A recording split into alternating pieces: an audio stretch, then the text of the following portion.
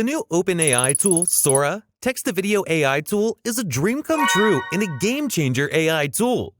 While we wait for Sora's public launch, here is the best text-to-video AI tool that we can use as of today.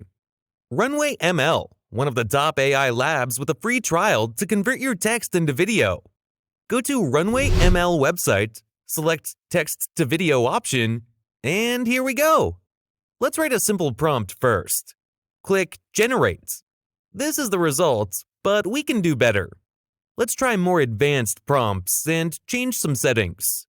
Here, you can change the video style, animation, and cinematic. I'll choose cinematic for this one and generate.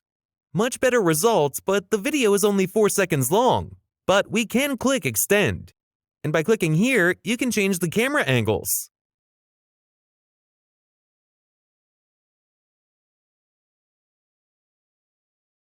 Here is the final video, but don't post the video yet. I suggest to edit and add some effects using any free editor.